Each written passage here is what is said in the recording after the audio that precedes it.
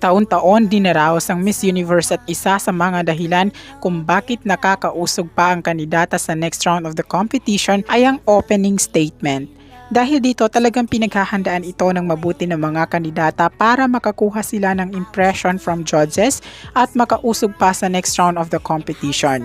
At sa nalalapit na Miss Universe 2020, tiyak naghahanda na ang mga kandidata sa kani-kanilang gagawing opening statement. Isa si Rabia sa mga inaasahang makakapasok ng top 21 at makakapagsalita sa opening statement.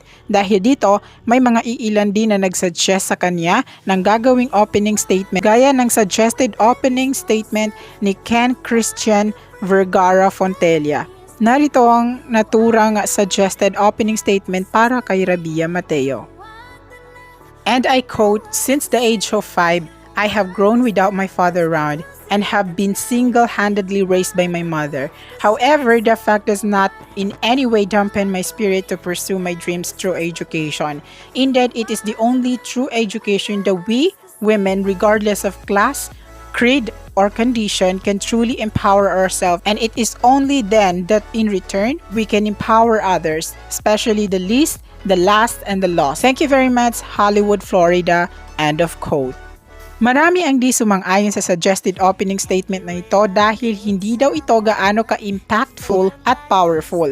Dapat daw natutukan ng opening statement dahil dito magbabawas ng 10 kandidata para makaproceed sa next round of the competition. Ayon pa sa iilan, dapat daw nahayaan na lamang si Rabia na gawin ang sarili niyang opening statement lalo't siya ay kilala bilang Q&A slayer. Kaya inaasahan din na magiging maganda ang kanyang opening statement. Samantala, pinagtanggol naman ni M at Rainer si Rabia sa mga bumabatiko sa kanya sa fashion sense nito.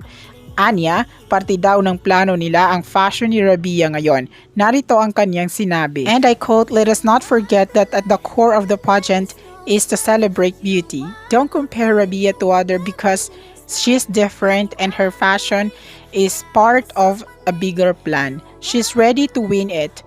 Huwag natin siyang pangunahan." End of quote. Gaya ni Rainer, meron ding sinabi si Emile, and I quote, "There is no formula or template for the winner. While people may have stake in it because she is representing our country, not even one spectator has pinned down the formula to winning Miss Universe. Beauty is also relative. Don't shoot down something just because it doesn't confirm your standard of beauty. There's one representative and it doesn't have to be divisive. It has to be uniting." End of quote. Ano ang opinion nyo sa mga sinasabi nila? Tama nga ba na dapat ay tumigil na lamang at hayaan na lamang ang ating beauty queen na si Rabia na gawin ang kanyang tactics? And before I forgot, let me ask you kung okay ba sa inyo yung suggested opening statement ni Ken para kay Rabia? Please again share your thoughts and opinion on the comment section, and don't forget to subscribe. Thank you.